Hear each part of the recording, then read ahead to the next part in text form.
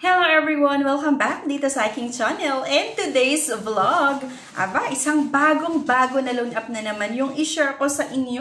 And akalain mo, ang sabi ng loan up na ito ay pwede daw tayong makahiram hanggang 60,000 pesos at may 150 days or halos nasa 5 months na loan terms. And 0.04% nga lang daw yung interest. And syempre, the loan only takes 2 minutes daw and the speed is super fast to repay as you borrow. So, yun na nga mga beshes, bubusisihin ko na naman itong isang pautangan online. And sana mapanood nyo yung buong video na ito dahil nga bagong-bago yung loan up na ito. And baka kasi ma-encounter nyo yung loan up nga na ito at baka i-download nyo na naman. Okay? So bago nyo i-download itong mga beshes, panoorin nyo yung buong video nga para alam nyo kung ano yung possible na ma-experience nyo nga sa loan up na ito. Pero bago ang lahat mga beshes, may good news nga po ulit ako sa inyo kasi every Saturday, namimili nga po ako ng 3 na mabibigyan natin ng cash and syempre, every 25th of the month na nagpapag-giveaways nga din po tayo ng cellphone. So para nga makasali dito, ang kailangan mo lang gawin, i-comment kung ano yung napanood mo, i-like yung video, i-share, at huwag mong kalimutan na mag-subscribe para maging updated ka sa mga ina-upload natin na videos or sa mga bagong video na ina-upload natin, sa mga legit at hindi legit na pwedeng mautangan online. At syempre, para maging updated ka sa announcement ng ating cash and cellphone giveaways. So here nga mga beshies, Fast Fund Loan Up Lending, ito ng Beatus Fiscus Lending Corporation. Safe and reliable daw na kung saan pwede tayong makahiram hanggang 60,000 pesos. The loan only takes 2 minutes and the speed is super fast to repay as you borrow.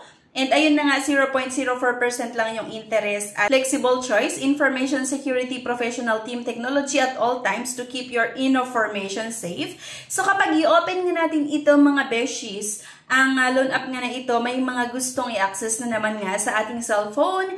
And syempre, nasa inyo pa rin kung gusto nyong ituloy na umutang dito. Pero yun nga, sana mapanood nyo yung buong video. Okay, so loan amount hanggang 60,000 pesos daw at may 150 days or halos 5 months na loan terms at 0.04% per day na interest. So, same lang with other loan up mga beshes na kailangan lang natin ilagay na naman syempre yung ating mobile number at meron itong verification code or may matatanggap na naman tayo na verification code na kailangan lang din natin na ma-input dito para nga makapag-proceed tayo na makautang. Bagong-bago talaga itong loan up na ito, kayo sana nga mapanood nyo yung buong video. And akalain mo mga beshes, agad-agad 4,000 daw yung pwede kong mahiram. So, diba, napakalaki yung parang pambungat ng loan up na ito na pwedeng mahiram.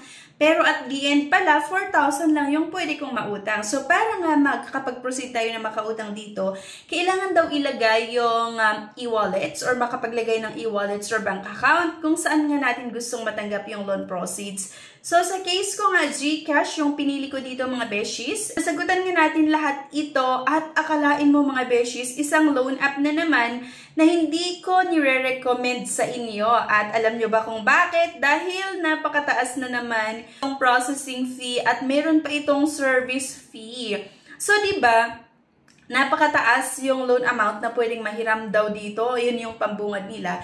Pero habang nasa kalagitnaan nga ako ng aking loan application, ay naging 4,000 lang pala yung pwede kong mautang. And dito sa last part nga ng aking pag-a-apply or sa dulo ng aking loan application, naging 2,000 na naman daw yung pwede kong mahiram. At akalain mo, yung 5 months or 150 days na loan terms, na pambungad nga ng loan up na ito ay naging 7 days lang na naman. And yung 0.04% naging 0.5% yung interest. And kung mapapansin nyo dito mga beshies, yung 2,000 pesos na naaprubahan, ang i-disburse lang daw ng loan up na ito ay 1,240 pesos dahil nga meron itong processing fee na 633, meron pa itong total interest fee na 13 pesos at risk control service fee na 114.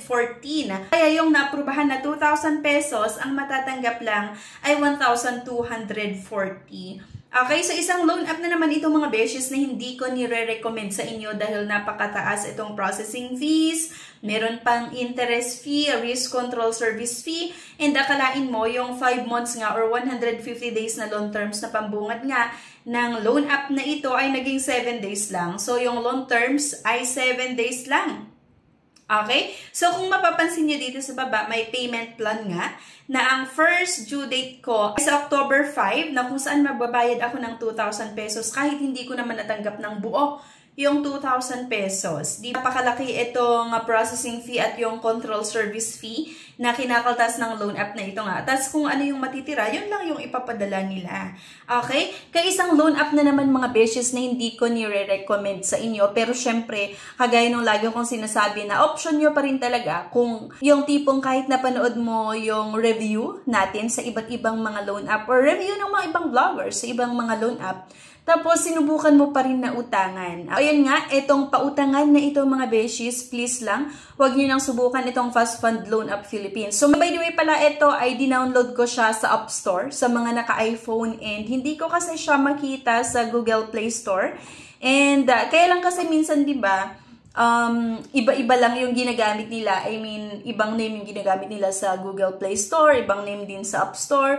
So, ganun naman halos yung mga iba't ibang loan app na nagsisilabasan sa Google Play Store, sa App Store. At please lang mga beshies, huwag nyo nang subukan. Kung ayaw nyo nga na madagdagan yung stress nyo, huwag nyo nang subukan kung ayaw nyo na makatanggap ng iba't ibang text messages, lalong-lalo kapag nag-post due ang inyong loan application. Kasi halos talaga yung iba't ibang mga loan app once na nag-post due ang ating loan application, asahin mo na makakatanggap ka ng iba't ibang mga text messages and minsan yung mga missed calls, yung mga tumatawag. And yun nga kapag nag-post due yung loan application natin ay talagang makakatanggap ka ng message na hindi maganda, makakarinig ka ng message or makakatanggap ka ng text messages or ng mga tawag na hindi maganda, di ba? Na medyo nakakairita lang. Okay? So, ayun na nga.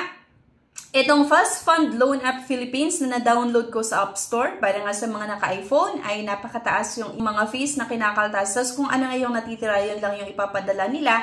And 7 days lang po yung loan terms. Taliwas po doon sa pambungad ng loan app na ito. So maaari kasi na meron kayong nakita na odds ng loan app na ito and napakaganda. Tapos parang gusto mo nang subukan. Pero ayun, at least nakita nyo naman dito sa ating video nga kung paano ito magpautang, paano talaga yung loan terms, interest, processing fees, at yung service fee. Okay? So, yan lang mga beshies. Anyway, thank you for watching. Please don't forget to click the subscribe button. Sana i-like nyo din po yung video at huwag nyo kalimutan na i-share. Thank you guys at see you on my next vlog. Bye-bye! Subscribe na para makasali sa pa-GCash at cellphone giveaways na mai-announce every 25th of the month. Mechanics! 1. Find the 3 words in this video. 2. I-comment ang 3 words in order. 3. Like this video, subscribe, comment, and share. If declined sa bank and other loan apps, pwede niyong subukan yung ibang options. See the links sa description at sa comment section below. Click the link and apply. Disclaimer: try or apply at your own risk.